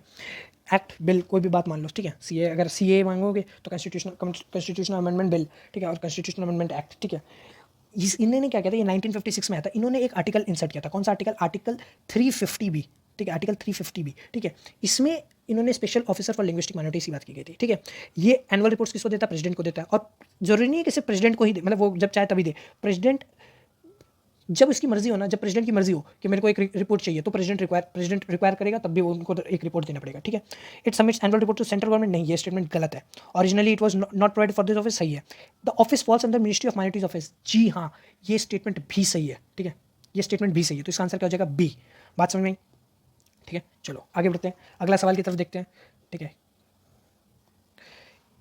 अगला सवाल की तरफ देखते हैं। In context of constitution and polity of a country, which of the following are correct? A constitution determines the relationship among the people living in a territory and also the relationship between the people and government. क्या constitution हमारे relationship को determine करता है? हाँ, करता है। कि हमारे कंस्टिट्यूशन ये तो बताता है हम डेमोक्रेटिक हैं, सोशलिस्ट हैं, सेकुलर हैं, जो भी चीज़ें हैं वो relationship between the people and government भी बताता है, ठीक है। रिलेशनशिप अमंग द पीपल भी बताता है कि हम एक सेकुलर कंट्री है, हमें सबको साथ में लेकर रखना है, तो ये स्टेटमेंट तो बिल्कुल सही है। A country that has a constitution may not necessarily भी डेमोक्रेटिक। जी हाँ, ऐसा भी हो सकता है कि अगर कोई ऑटोक्रेटिक है लेकिन वो कॉन्स्टिट्यूशन से फॉलो होना चाहता है, तो ये स्टेटमेंट भी सही है, ठीक है। इसके बाद constitution lays down limit on the powers of government. जी हाँ, ये भी बात सही है। अगर गवर्नमेंट के पावर्स को चेक करना है तो उसके लिए कॉन्स्टिट्यूशन की जरूरत तो है ही है, तो इसका आंसर 3 तो है ही, तो इसका आंसर क्या हो जाएगा? सी। बात समझ में आई? चलो आगे बढ़ते हैं।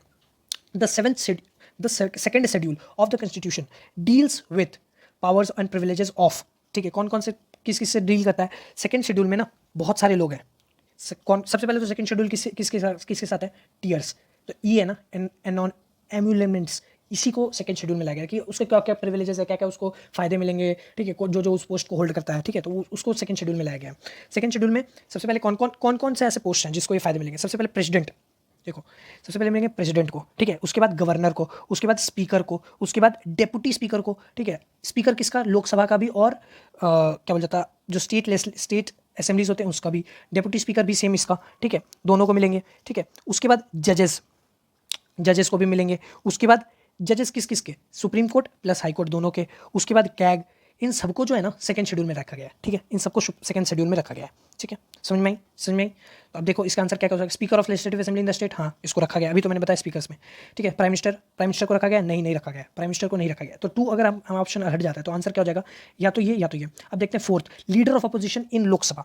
लीडर ऑफ अपोजिशन को रखा गया क्या? नहीं, कहीं पर भी मैंने लीडर ऑफ अपोजिशन लिखा है क्या? नहीं लिखा ना, तो इसका आंसर क्या हो जाएगा? ए। 34 का ए। बात समझ में आई? चलो आगे बढ़ते हैं। 35 number, the Supreme Court is bound to declare a law as invalid if it violates fundamental rights, DPSP या fundamental duty। क्या अगर कोई लॉ सुप्रीम कोर्ट उस तरीके से वायलेट कर सकता है क्या? अगर उसका DPSP अगर उसका वायलेट हो रहा हो, अगर किसी का DPSP वायलेट हो रहा हो, तो DPSP क्या जस्टिसिएबल इन नेचर है? नहीं है ना, तो कोई भी लॉ इससे इनवैलिड नहीं हो सकता, तो ये स्टेटमेंट गलत है। फंडामेंटल ड्यूटीज को अगर कोई वायलेट कर रहा हो, क्या वो जस्टिसिएबल है? नहीं, नॉन जस्टिसिएबल है, तो ये भी नहीं होगा। तो आंसर क्या हो जाएगा? Fundamental right only. तो इसका आंसर क्या हो जाएगा? ए ओनली, क्योंकि फंडामेंटल राइट जस्टिसिएबल है। अगर कोई चीज़ जस्टिसिएबल नहीं है तब तक वो सुप्रीम कोर्ट उसके ऊपर कोई जजमेंट दे ही नहीं सकता है। बात समझ में आई? चलो आगे बढ़ते हैं। Consider the following statement. Shankari Prasad case, Shankari Prasad case में क्या, parliament can abridge any of the fundamental rights, इसका आउटकम था हाँ बिल्कुल, शंकरी प्रसाद में यही कहा गया था कि पार्लियामेंट जो है ना आपका कोई भी फंडामेंटल राइट को ले सकता है। Keshavananda Bharati case, evolution of basic structure, बिल्कुल बच्चा क्वेश्चन, बिल्कुल चुटकी मार के बजाने वाला क्वेश्चन, बिल्कुल ये स्टेटमेंट तो सही है। Minerva mill case, fundamental rights and DPSP should be balance, जी हाँ, इसने मिनर्वा मिल केस में ही कहा गया था कि पार्लियामेंट जो है ना बेसिक स्ट्रक्चर की रिस्पेक्ट करे, और डीपीएसपी की भी बात की गई थी कि डीपीएसपी को भी हम दोनों के बीच में बैलेंस बना के चलना चाहिए, ठीक है, बात सही है, तो ये भी स्टेटमेंट सही है। Shankari Prasad case, Golaknath case, Golaknath case इसमें नहीं लिखा है, गोलकनाथ केस में बता देता हूँ। गोलकनाथ केस में क्या होता है कि सुप्रीम पार्लियामेंट ने क्या कहा था गोलकनाथ केस में, पार्लियामेंट ने फंडामेंटल राइट्स को निकालने का प्रोविजन दे दिया, मतलब सुप्रीम कोर्ट ने कहा था कि पार्लियामेंट के पास ये पावर है कि वो फंडामेंटल राइट्स को भी ले सकती है, ठीक है, गोलकनाथ केस में कहा था। लेकिन फिर केशवनंद भारती केस में उन्होंने बेसिक स्ट्रक्चर की बात की कर दी थी कि उन दोनों के बीच में हमें एक बैलेंस बना के चलना है, ठीक है, बेसिक स्ट्रक्चर को भी फॉलो करना है, ठीक है, कुछ भी चीज़ कर सकता है पार्लियामेंट, बस बेसिक स्ट्रक्चर को खत्म नहीं कर सकता है, बात समझ में आई। तो इसका आंसर क्या हो जाएगा, इसका आंसर हो जाएगा डी, ठीक है, all of the above is सही। Consider the following statement, only the parliament have the power to make law restricting the application of fundamental rights to member of armed forces। जी हाँ, क्या कोई state government बना सकता है क्या fundamental right पे कोई कुछ चीज़, नहीं बना सकता भाई, सीधी बात है, सीधी सी बात है ना, ठीक है, तो ये स्टेटमेंट तो ऑफ कोर्स ही बात है, सही हो जाएगा। Both parliament and state legislature shall have the power to make laws for prescribing punishment for offences such as traffic in human being and forced labour. नहीं भाई, स्टेट लेजिस्लेचर कभी भी फंडामेंटल राइट के ऊपर कोई लॉ बना सकता है क्या, नहीं बना सकता है, स्टेट का उतना उसका दायरा ही नहीं है, वरना तो हर जगह कहीं और किसी स्टेट में जाओ तो ये वॉयलेट करने पे अलग सजा मिलेगी, ये स्टेट में जाओ तो अलग सजा मिलेगी। फंडामेंटल राइट तो सब जगह के लिए सेम है ना, तो वही बात है, फंडामेंटल राइट सब जगह के लिए सेम है, तो स्टेट लेजिस्लेचर के पास पावर है ही नहीं, पार्लियामेंट के पास ही सिर्फ पावर है, तो इसका आंसर क्या हो जाएगा, ए ओनली, ठीक है।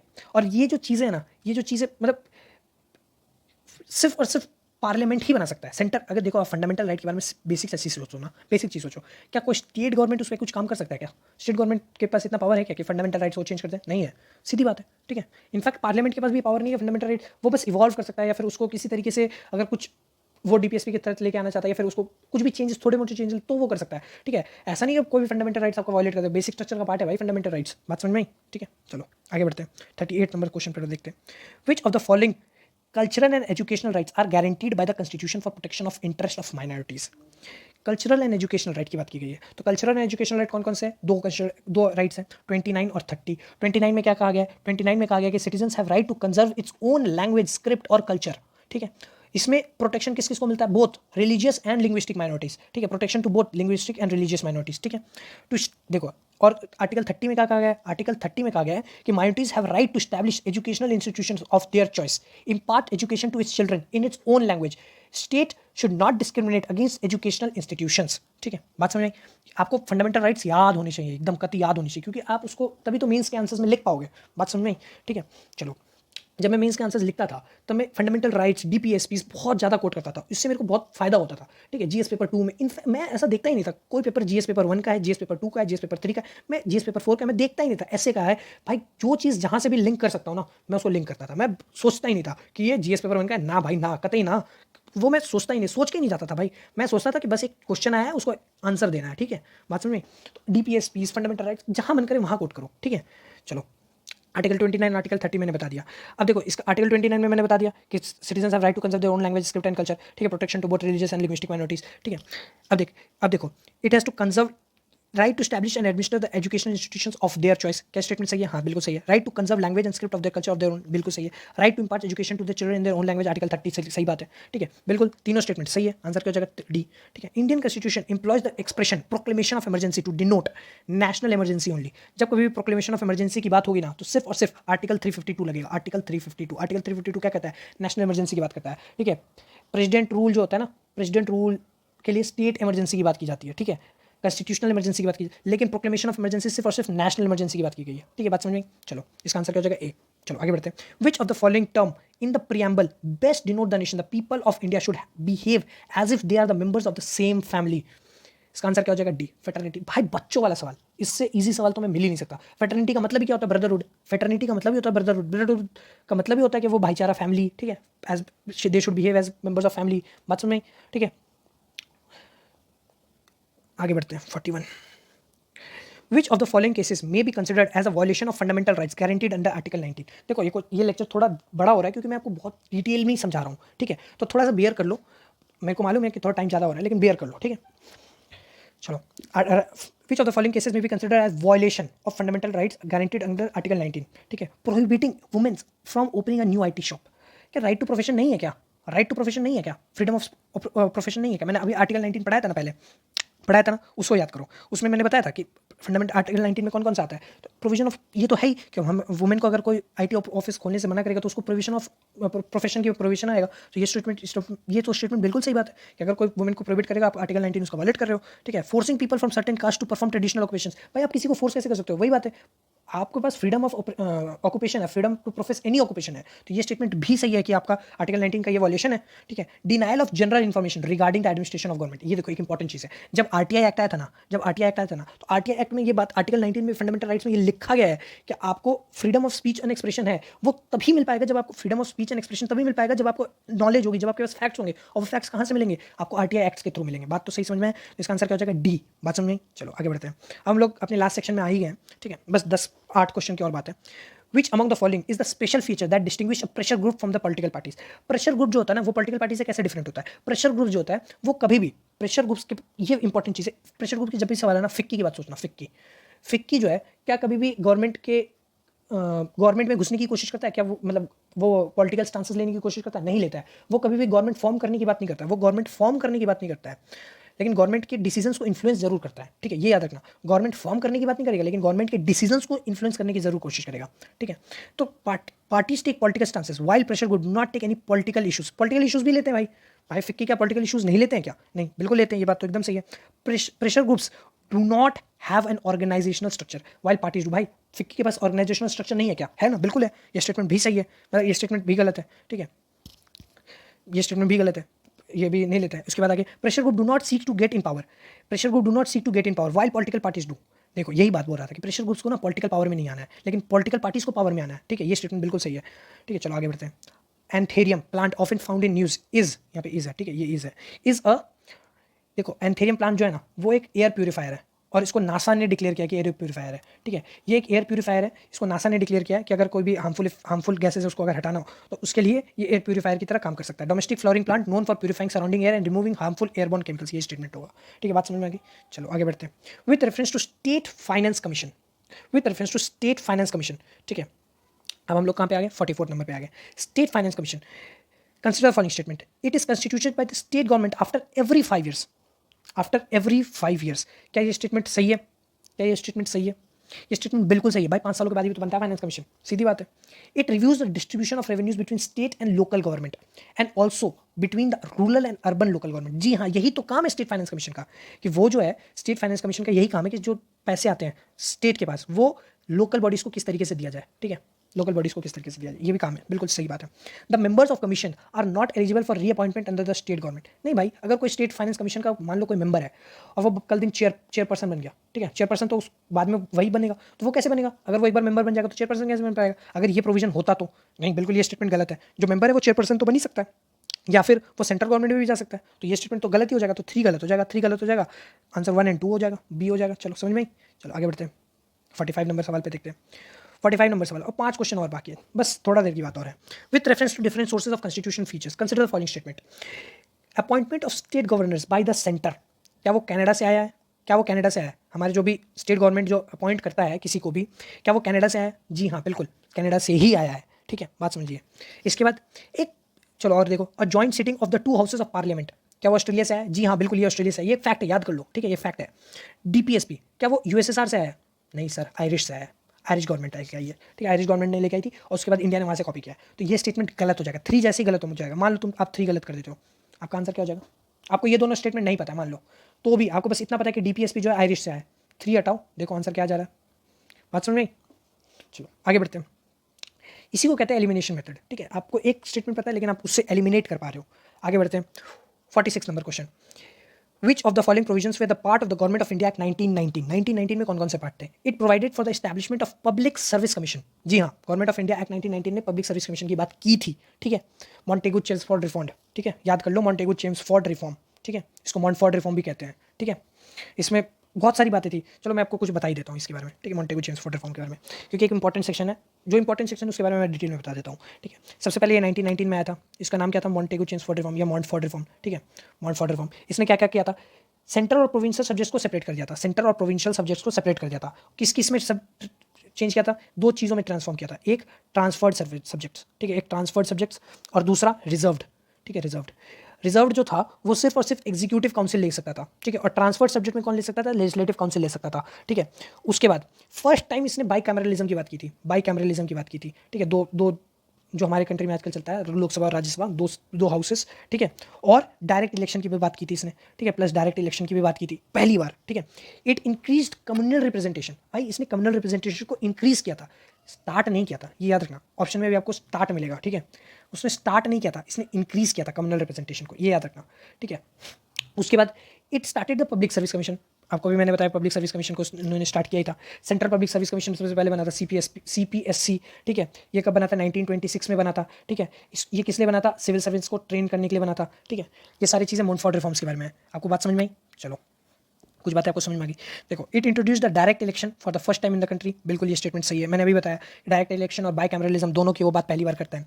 इट इंट्रोड्यूस्ड, देखो ये स्टेटमेंट पे ध्यान देखो, introduced a system of communal representation for depressed classes, नहीं इंट्रोड्यूस नहीं किया था इन्होंने, इंक्रीज किया था, ठीक है। It provided the dyarchy system of governance in the provinces, जी हाँ, डायरची सिस्टम की बात की गई थी, तो इसका आंसर क्या हो जाएगा? D, 1, 2 and 4। बात समझ में आई? बात समझ में? चलो आगे बढ़ते हैं। 47 Qissa Khwani Bazaar massacre which was seen in the news. अगर आप द हिंदू पढ़ते हो तो इसका आंसर आप दे दोगे, इसका आंसर क्या हो जाएगा? खुदाई खिदमतगार, क्योंकि ये बहुत ज़्यादा अभी जो था ना इसका शायद 85 ईयर्स हुआ था, ठीक है, तो ये न्यूज़ में बहुत ज़्यादा साल, पिछले साल था ये न्यूज़ में, ठीक है। इस पर एक आर्टिकल भी आया था, मेरे को एक अच्छे से याद है, इस पर एक आर्टिकल भी आया था, तो इसका आंसर क्या हो जाएगा? खुदाई खिदमतगार, ठीक है। चलो आगे बढ़ते हैं। अब 48 के बारे में बात करते हैं। 48 नंबर सवाल, consider the following statement in context of constitutional provisions of UPSC की बात की गई है। The constitution of India specifies the strength of UPSC. क्या कहीं पे भी कॉन्स्टिट्यूशन ऑफ इंडिया ने स्ट्रेंथ को स्पेसिफाई किया है? नहीं। आर्टिकल 315 यूपीएससी, याद रखना, आर्टिकल 315, आप यूपीएससी में जाना चाहते हो, कोई आर्टिकल पूछ देगा, आर्टिकल 315। और यूपीएससी कौन है? यूपीएससी एक इंडिपेंडेंट बॉडी है, ये बात याद रखना, ठीक है। आर्टिकल 316 बताता है, आर्टिकल 316 बताता है, क्या बताता है? कि यूपीएससी जो है ना, एक चेयरपर्सन होगा उसमें और अदर मेंबर्स होगा, बस इतना बताता है, एक चेयरपर्सन होगा और अदर मेंबर्स होगा, ठीक है। अदर मेंबर्स जो होगा ना, वो कौन डिटरमाइन करेगा? वो प्रेसिडेंट डिटरमाइन करेगा, ठीक है। अदर मेंबर्स को कौन डिटरमाइन करेगा? प्रेसिडेंट डिटरमाइन करेगा, ठीक है। इसका कोई क्वालिफिकेशन है? नहीं, कोई क्वालिफिकेशन नहीं। अगर आपको यूपीएससी का मेंबर बनना है, कोई क्वालिफिकेशन नहीं, except half of the member should held office in government office, मतलब गवर्नमेंट ऑफिस को हेल्ड किया होना चाहिए, ठीक है, बस इतना क्वालिफिकेशन है, ठीक है। प्रेसिडेंट जो होता है उनकी सर्विसेज को भी डिटरमाइन करेगा, ये सारे पॉइंट्स याद कर लो, ठीक है। हेल्ड ऑफिस फॉर 65 ईयर्स, कितने साल के लिए रहेंगे? 65 ईयर्स या 6 सालों के लिए, कितने सालों के लिए रहेंगे? 65 ईयर्स या फिर 6 ईयर्स के लिए, ठीक है।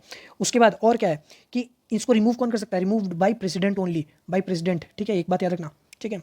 आप यूपीएससी की बात कर रहे हो, आप यूपीएससी में जाना चाहते हो, तो इतने सारे फैक्ट्स आपको याद होने चाहिए, ठीक है। उसके बाद इसकी जो, अगर किसी को रिमूव करना है तो प्रेसिडेंट ऐसे रिमूव नहीं कर देगा। अगर कोई सुप्रीम कोर्ट, अगर कोई यूपीएससी का अगर कोई पर्सन है उसको रिमूव करना है तो प्रेसिडेंट ऐसे रिमूव नहीं करेगा, उसको कहाँ भेजेगा? सुप्रीम कोर्ट में भेजेगा, और सुप्रीम कोर्ट एक डिसीजन देगा, सुप्रीम कोर्ट जो डिसीजन देगा वो बाइंडिंग होगा प्रेसिडेंट पे। बात समझ में आई? ठीक है, तो ये भी बात समझ में आई। तो रिमूवल का भी ग्राउंड उनको कॉन्स्टिट्यूशन में दिया है। सुप्रीम कोर्ट कॉन्स्टिट्यूशन जो है प्रेसिडेंट को डिटरमाइन करता है conditions and services of chairman and members, जी हाँ, ये भी स्टेटमेंट सही है, तो इसका आंसर क्या हो जाएगा? बी। चलो अब हम लोग सेकंड लास्ट क्वेश्चन की तरफ बढ़ते हैं। Consider the following statements regarding the prerogative writs. Writs can be issued against private and public authorities. देखो अभी आपको रिट्स के बारे में बताया मैंने, रिट जो होंगे ना वो दोनों के लिए एप्लीकेबल होगा, दोनों के लिए इशू किया जा सकता है, बिल्कुल ये स्टेटमेंट सही है, ठीक है। Writs have an high courts have an wider writ jurisdiction than that of supreme court. भैया आंख मूंद के ये स्टेटमेंट सही है, ठीक है, आंख मूंद के, मैंने कितनी बार बोला है, ठीक है। चलो ये स्टेटमेंट भी सही हो जाएगा, तो इसका आंसर क्या हो जाएगा? सी हो जाएगा। बात समझ में आई? चलो अब आप कुछ लोग पूछोगे सर प्राइवेट इंस्टीट्यूट में कैसे लगेगा? आप एक चीज़ याद रखना, हीबस कॉर्पस जब लगता है ना, हीबस कॉर्पस, तो वो प्राइवेट और पब्लिक अथॉरिटीज दोनों पे लगता है, ठीक है। चलो आगे बढ़ते हैं। Last question, with reference to the acquisition of citizenship under the citizenship act 1955 consider the following statement. The children of foreign diplomats posted in India can acquire Indian citizenship by birth. अगर कोई foreign diplomats है, अगर कोई बच्चा वहाँ पैदा होता है तो ऑफकोर्स ही बात है उसको इंडियन सिटीजनशिप मिल ही जाएगी, ऑफकोर्स ही बात है। तो आईएफएस के जो बच्चे होते हैं उनको तो मिलती ही है, ठीक है, हैं? लेकिन यहाँ पे क्या बात की गई है, ये स्टेटमेंट गलत होगा, मैं बता देता हूँ क्यों।